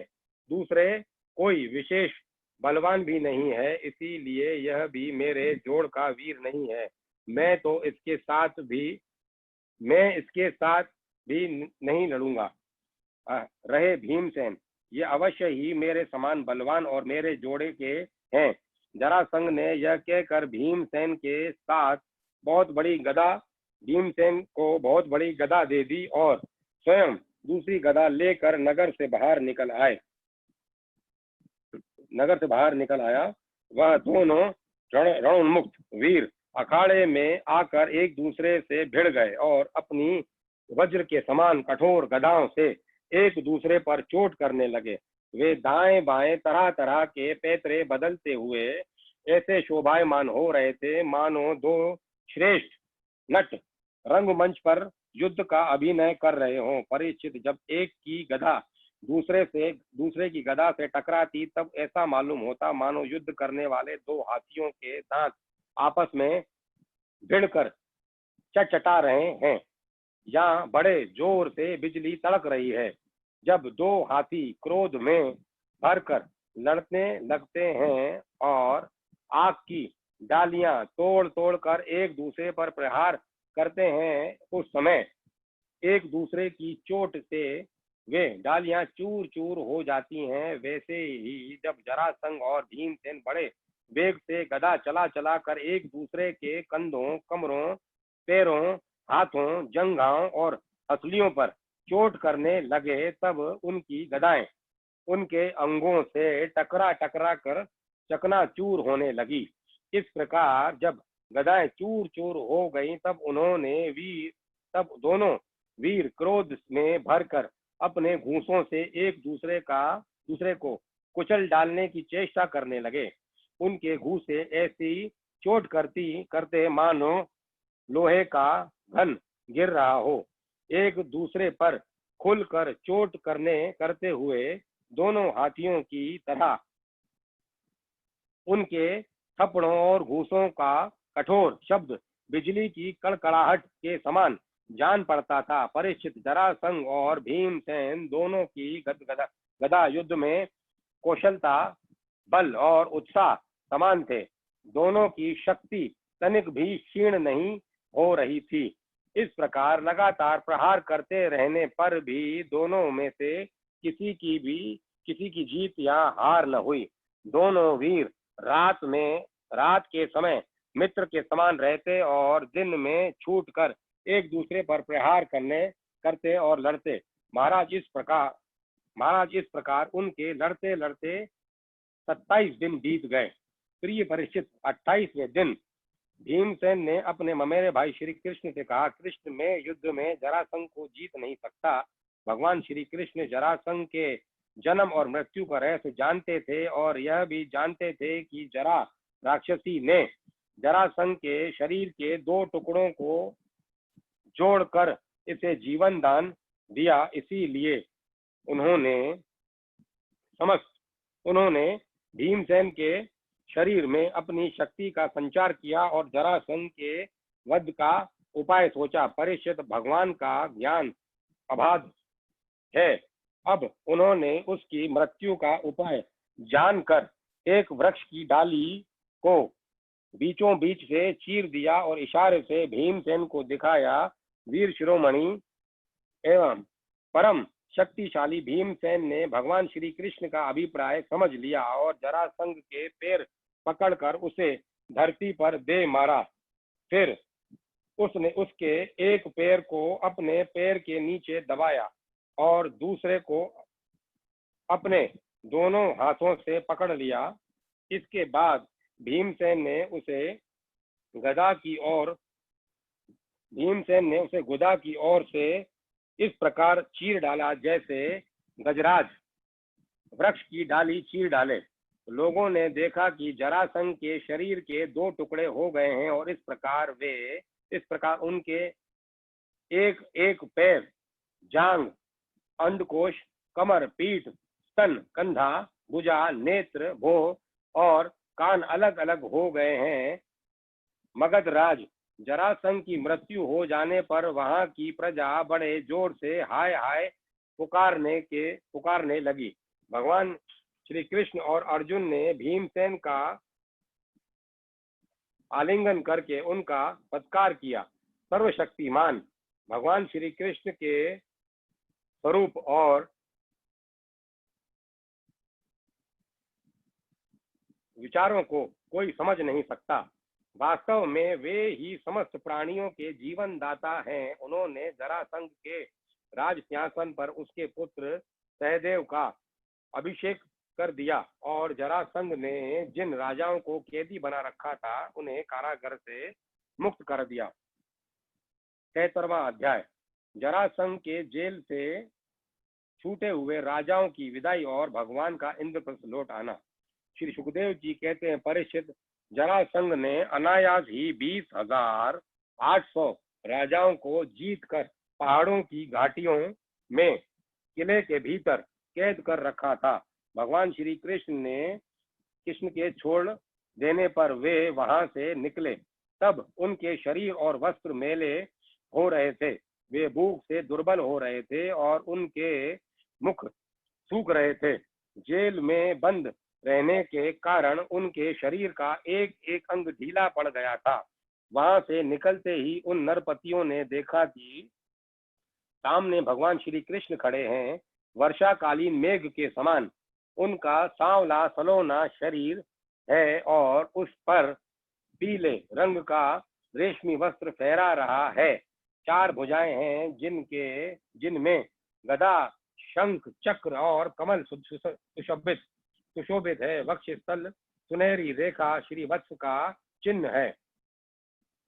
वक्षस्थल पर सुनहरी रेखा श्रीवत्स का चिन्ह है और कमल के भीतरी भाग के समान कोमल रत्नारे नेत्र हैं। सुंदर बदन प्रसन्नता का सदन है। कानों में मकराकृति कुंडल झिलमिला रहे हैं। सुंदर मुकुट, मोतियों का हार, बड़े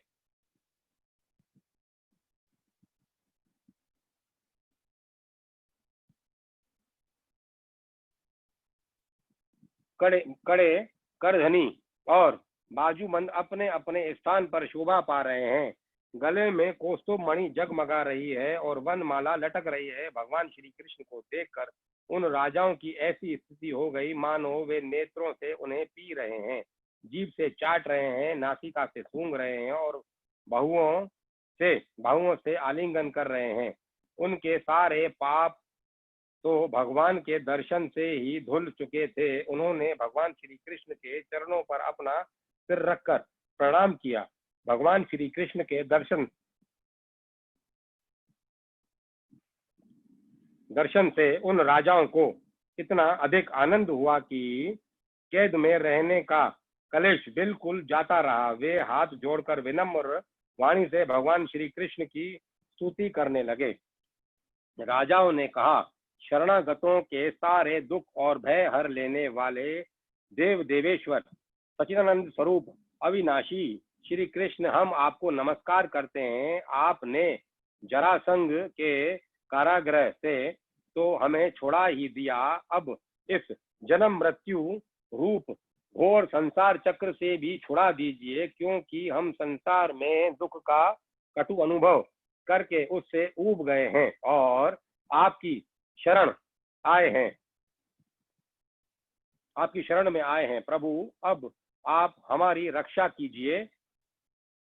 मधुसूदन, हमारे स्वामी, हम मगधराज जरासंध का कोई दोष नहीं देखते। भगवान, यह तो आपका बहुत बड़ा अनुग्रह है कि हम राजा कहलाने वाले लोग राजलक्ष्मी से च्युत कर दिए गए, क्योंकि जो राजा अपने राज्य ऐश्वर्य के मद से उन्मुक्त हो जाता है, उसको सच्चे सुख की कल्याण की प्राप्ति कभी नहीं हो सकती। वह अपनी माया से मोहित होकर अनित्य संपत्तियों को ही अचल मान बैठता है। जैसे मूर्ख लोग मृग तृष्णा के जल को ही जलाशय मान लेते हैं, वैसे ही इंद्रिय लोलुप और अज्ञानी पुरुष भी इस परिवर्तनशील माया को सत्य वस्तु मान लेते हैं।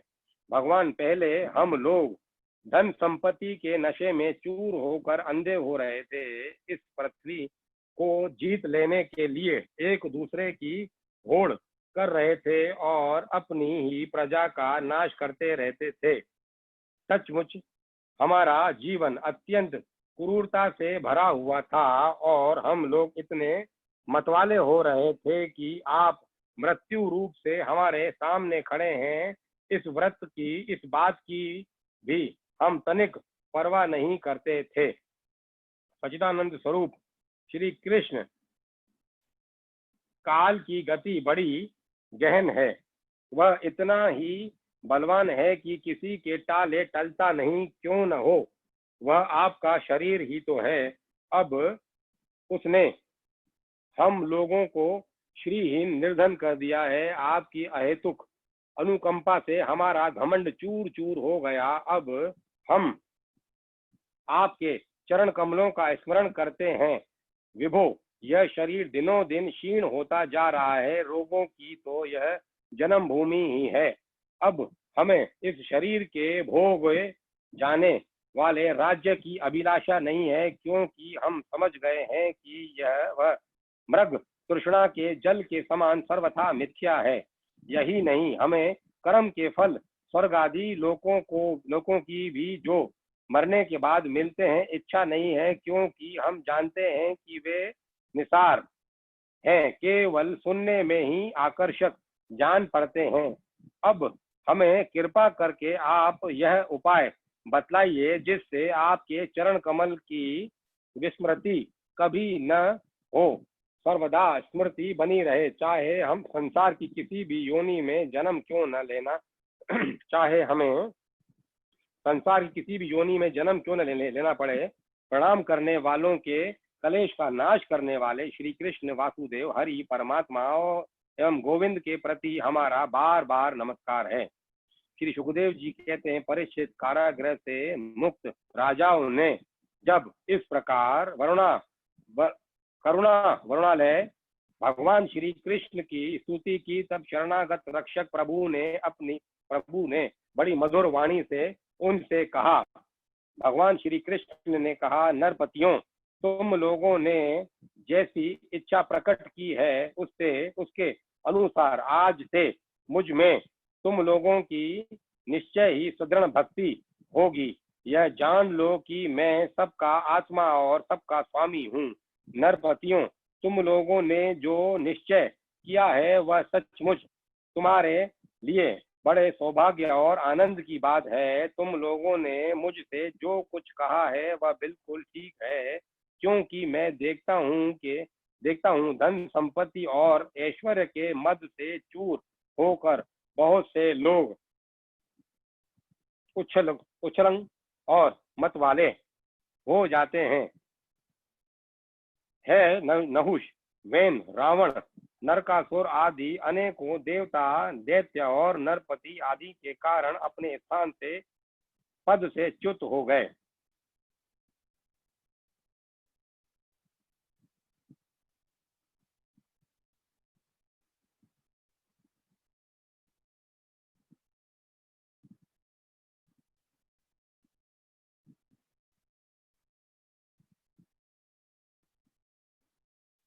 तुम लोग यह समझ लो कि शरीर और इसके संबंधी पैदा होते हैं, इसीलिए उनका नाश भी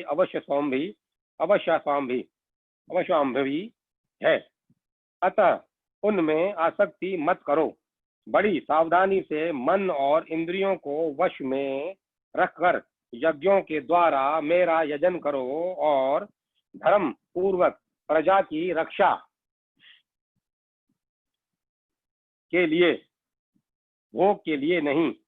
संतान उत्पन्न करो और प्रारब्ध के अनुसार जन्म मृत्यु सुख दुख लाभ हानि जो कुछ भी प्राप्त हो उन्हें समान भाव से मेरा प्रसाद समझकर सेवन करो और अपना चित्त मुझ में लगाकर जीवन बिताओ। देह और देह के संबंधियों से किसी प्रकार की आसक्ति न रखकर उदासीन रहो। अपने आप में आत्मा में ही रमण करो और भजन तथा आश्रम के योग्य व्रतों का पालन करते रहो। अपना मन भली भांति मुझ में लगाकर अंत में तुम लोग मुझ ब्रह्म स्वरूप को ही प्राप्त हो जाओ। श्री सुखदेव जी कहते हैं, परीक्षित, भुवनेश्वर भगवान श्री कृष्ण ने राजाओं को यह आदेश देकर उन्हें स्नान आदि कराने के लिए बहुत से स्त्री पुरुष नियुक्त कर दिए। परीक्षित, जरासंध के पुत्र सहदेव से उनकी राजोचित वस्त्र आभूषण माला चंदन आदि दिलवाकर उनका खूब सम्मान करवाया। जब वे स्नान करके वस्त्र आभूषणों से सुसज्जित हो चुके तब भगवान ने उन्हें उत्तम उत्तम पदार्थों का भोजन करवाया और पान आदि विविध प्रकार के राजोचित भोग दिलवाए। भगवान श्री कृष्ण ने इस प्रकार उन बंदी राजाओं को सम्मानित किया। अब वे समस्त कलेशों से छुटकारा पाकर तथा कानों में झिल मिलाते हुए सुंदर सुंदर कुंडल पहनकर ऐसे शोभायमान हुए जैसे वर्षा ऋतु का अंत हो जाने पर तारे। फिर भगवान श्री कृष्ण ने उन्हें स्वर्ण और मणियों से भूषित एवं श्रेष्ठ घोड़ों से युक्त रथों पर चढ़ाया, मधुर वाणी से तृप्त किया और फिर उन्हें उनके देशों को भेज दिया। इस प्रकार उदार शिरोमणि भगवान श्री कृष्ण ने उन राजाओं को महान कष्ट से मुक्त किया। अब वे जगतपति भगवान श्री कृष्ण के रूप गुण और लीलाओं का चिंतन करते हुए अपनी अपनी राजधानी को चले गए।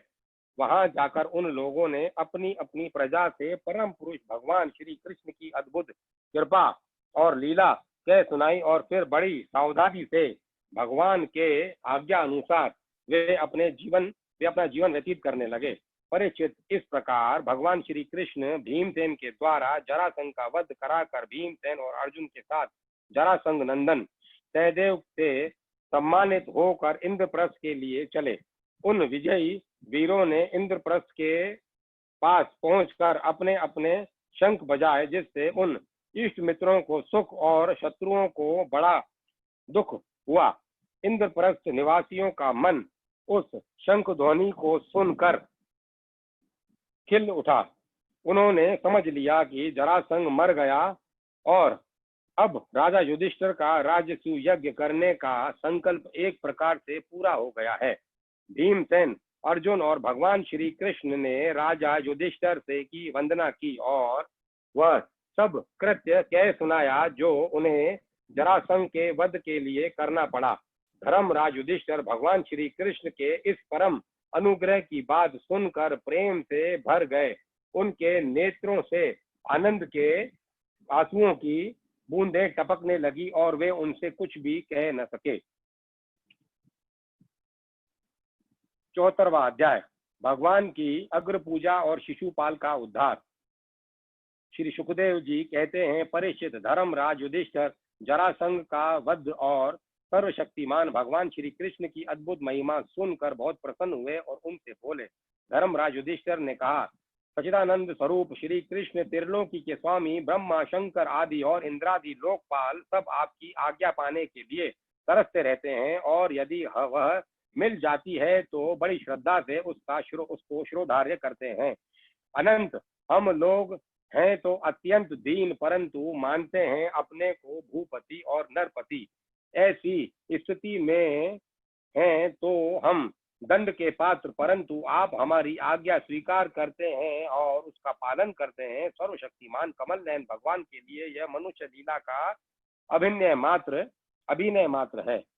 जैसे उदय अथवा अस्त के कारण सूर्य के तेज में घटती या बढ़ती नहीं होती, वैसे ही किसी भी प्रकार के कर्मों से न तो आपका उल्लास होता है और न तो हास ही, क्योंकि आप सजातीय, विजातीय और स्वागत भेद से रहित स्वयं पर ब्रह्म परमात्मा हैं। किसी से पराजित न होने वाले माधव, यह मैं हूँ और यह मेरा है तथा यह तू है और यह तेरा, इस प्रकार की विकार युक्त वेद बुद्धि तो पशुओं की होती है। जो आपके अनन्य भक्त हैं, उनके चित्त में ऐसे पागलपन के विचार कभी नहीं आते, फिर आप में तो होंगे ही कहाँ से। इसीलिए आप जो कुछ कर रहे हैं वह लीला ही लीला है। श्री कृष्ण जी कहते हैं, परीक्षित, इस प्रकार कहकर धर्मराज युधिष्ठिर ने भगवान श्री कृष्ण की अनुमति से यज्ञ के योग्य समय आने पर यज्ञ के कर्मों के निपुण वेदवादी ब्राह्मणों और ऋत्विजों आचार्यवादी के रूप में वर्ण किया। उनके नाम ये हैं: श्री कृष्ण देवपायन, व्यासदेव, भारद्वाज, सुमंतु, गौतम, असित, वशिष्ठ, च्यवन, कणव, मैत्रेय, कवच, त्रित, विश्वामित्र, वामदेव, सुमति, जैमिनी, क्रतु, पेल, पराशर, गर्ग, वैशम्पायन, अथर्वा, कश्यप, धौम्य, परशुराम, शुक्राचार्य, आसुरी, वितिहोत्र, मधुछंदा, वीरसेन तथा आकृत वर्ण। इनके अतिरिक्त धर्मराज ने द्रोणाचार्य, भीष्म पितामह, कृपाचार्य, युधिष्ठिर, उनके दुर्योधन आदि पुत्रों और महामती विदुर आदि को भी बुलवाया। राजन, राजसूय यज्ञ का दर्शन करने के लिए देश के सब राजा, उनके मंत्री तथा कर्मचारी, ब्राह्मण, क्षत्रिय, वैश्य, शूद्र सब के सब वहां आए। इसके बाद ऋत्विज ब्राह्मणों ने सोने के हलों से यज्ञ भूमि को जोतकर राजा युधिष्ठिर को शास्त्रानुसार यज्ञ की दीक्षा दी। प्राचीन काल में जिसे वरुण देव के यज्ञ में सब के सब यज्ञ पात्र सोने के बने हुए थे, वैसे ही युधिष्ठिर के यज्ञ में भी थे। पांडुनंदन महाराज युधिष्ठिर के यज्ञ में निमंत्रण पाकर ब्रह्मा जी, शंकर जी, इंद्र आदि लोकपाल अपने गणों के साथ सिद्ध और गंधर्व, विद्याधर, नाग, मुनि, यश, राक्षस, पक्षी, किन्नर, चारण, बड़े बड़े राजा और रानियां, वे सभी उपस्थित हुए। सब ने बिना किसी प्रकार के कौतूहल के यह बात मान ली कि राजसूय यज्ञ करना युधिष्ठिर के योग्य ही है, क्योंकि भगवान श्री कृष्ण के भक्त के लिए ऐसा करना कोई बहुत बड़ी बात नहीं है। उस समय देवताओं के समान तेजस्वी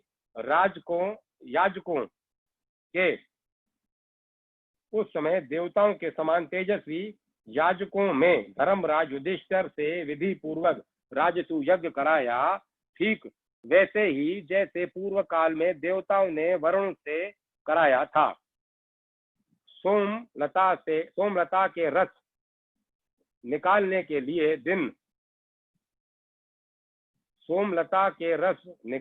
के दिन महाराज युधिष्ठिर ने अपने परम भाग्यवान याजकों और यज्ञ कर्म की भूल चूक का निरीक्षण करने वाले सदस्य पतियों का बड़ी सावधानी से विधि पूर्वक पूजन किया।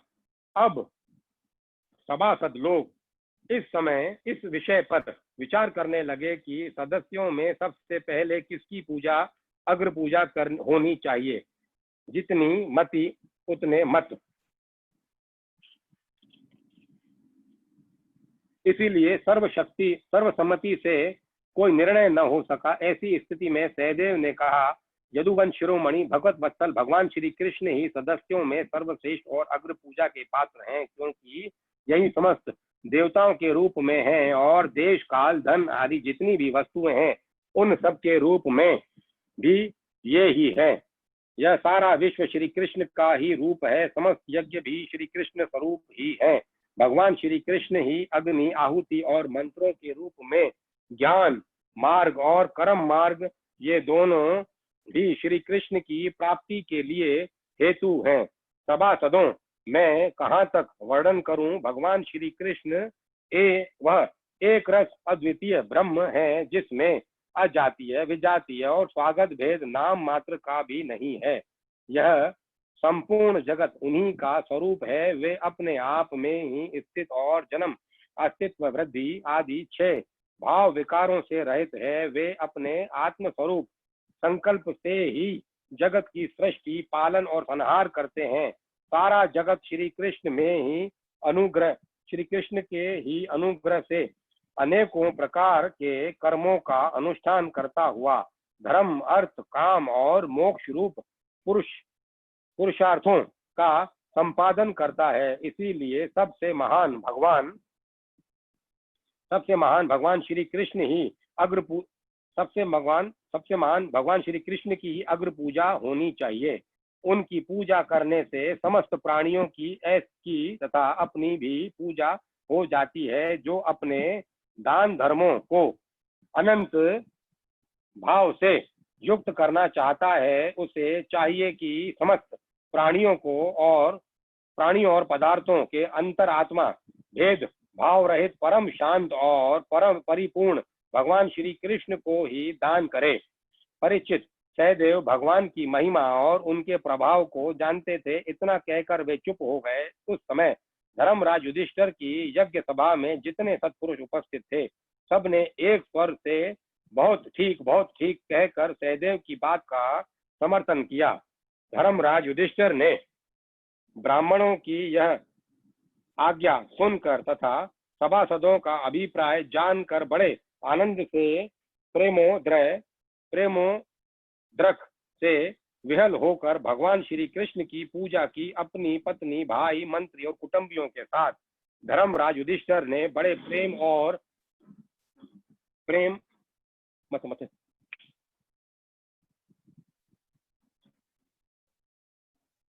अपनी पत्नी, भाई, मंत्री और कुटुंबियों के साथ धर्मराज युधिष्ठिर ने बड़े प्रेम और आनंद से भगवान के पांव पखारे तथा उनके चरण कमलों का लोक पावन जल अपने सिर पर धारण किया। उन्होंने भगवान को पीले पीले रेशमी वस्त्र और बहुमूल्य आभूषण समर्पित किए। उस समय उनके नेत्र प्रेम और आनंद के आंसुओं से इस प्रकार भर गए कि वे भगवान को भली भांति देख भी नहीं सकते थे। यज्ञ सभा में उपस्थित सभी लोग भगवान श्री कृष्ण को इस प्रकार पूजित सत्कृत देखकर हाथ जोड़े हुए नमो नमः, नमो जय जय, इस प्रकार के नारे लगाकर उन्हें नमस्कार करने लगे।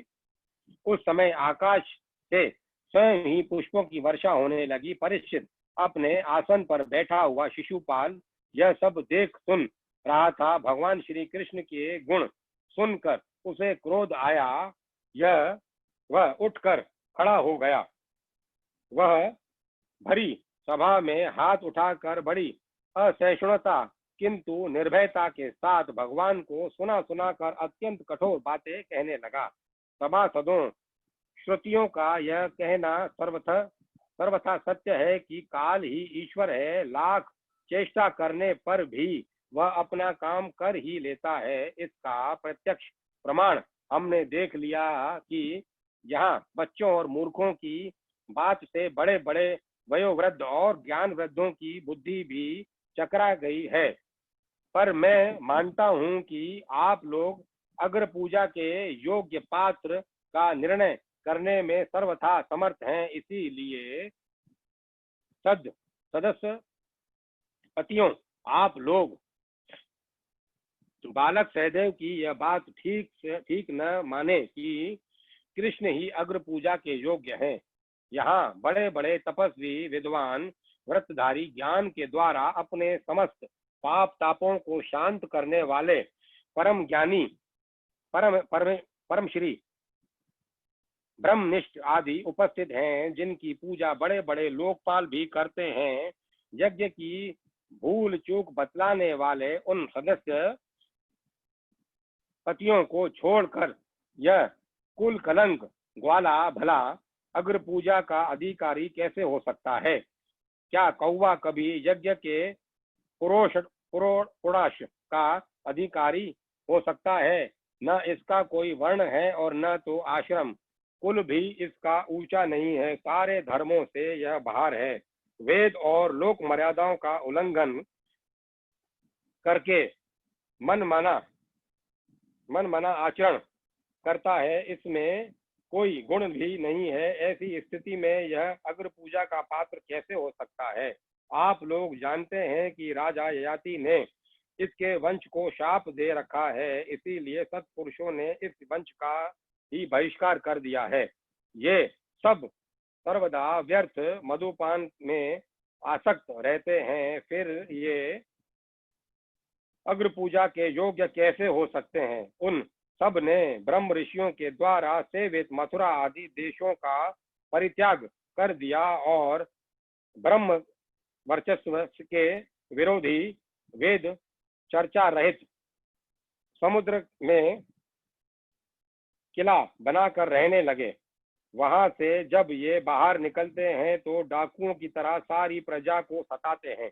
परीक्षित, सच पूछो तो शिशुपाल का सारा शुभ नष्ट हो चुका था। इसी से उसने और भी बहुत सी कड़ी कड़ी बातें भगवान श्री कृष्ण को सुनाई, परंतु जैसे सिंह कभी सियार की हुआ पर ध्यान नहीं देता, वैसे ही भगवान श्री कृष्ण चुप रहे। उन्होंने इसकी बातों का कुछ भी उत्तर न दिया, परंतु सभासदों के लिए भगवान की निंदा सुनना असह्य था। उनमें से कोई अपने अपने कान बंद करके क्रोध से शिशुपाल को गाली देते हुए बाहर चले गए।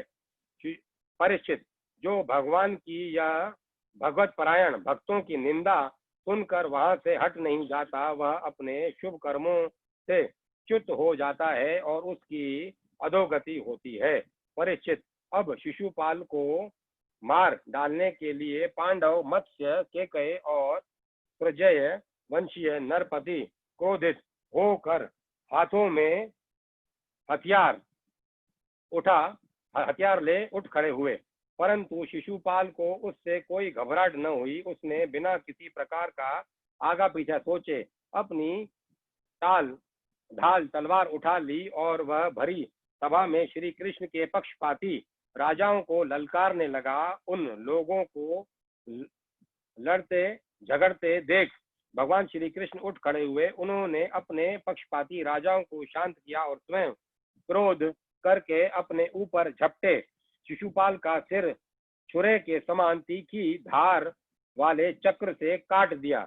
शिशुपाल के मारे जाने पर उन्हें बड़ा कोलाहल वहां बड़ा कोलाहल मच गया।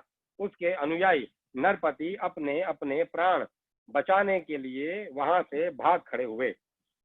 जैसे आकाश से गिरा हुआ लुक धरती में समा जाता है, वैसे ही सब प्राणियों के देखते देखते शिशुपाल के शरीर से एक ज्योति निकलकर भगवान श्री कृष्ण में समा गई। परीक्षित, शिशुपाल के अंतःकरण में लगातार 3 जन्म से वैर भाव की अभिवृद्धि हो रही थी और इस प्रकार वैर भाव से ही सही ध्यान करते करते वह तन्मय हो गया, पार्षद हो गया।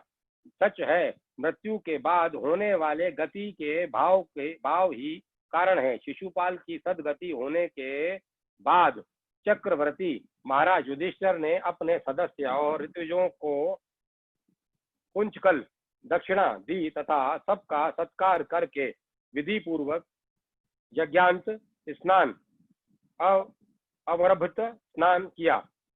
परीक्षित, इस प्रकार योगेश्वर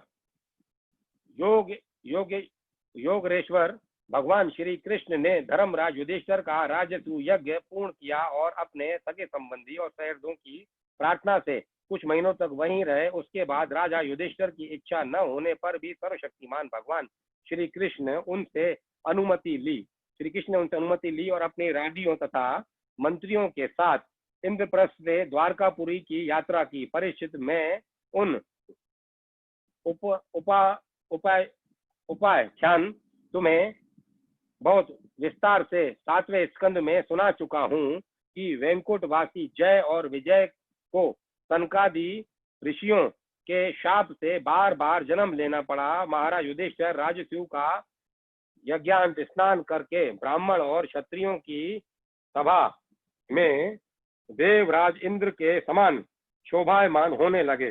राजा युधिष्ठिर ने देवता, मनुष्य और आकाशचारियों का यथा योग्य सत्कार किया तथा वे भगवान श्री कृष्ण और राजसूय यज्ञ की प्रशंसा करते हुए बड़े आनंद से अपने अपने लोक को चले गए।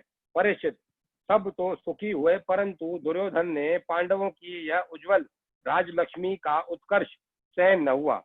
दुर्योधन से पांडवों की यह उज्जवल राजलक्ष्मी का उत्सव सहन न हुआ, क्योंकि वह स्वभाव से ही पापी, कलह प्रेमी और कुरु कुल का नाश करने के लिए एक महान रोग था। परीक्षित, जो पुरुष भगवान श्री कृष्ण की इस लीला का शिशुपाल वध, जरासंध वध, बंदी राजाओं की मुक्ति और यज्ञ अनुष्ठान का कीर्तन करेगा, वह समस्त पापों से छूट जाएगा।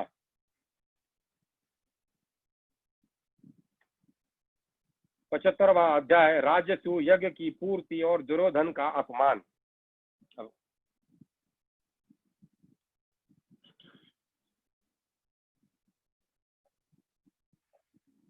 कथा को अपनी विराम देते हैं। अब कल इस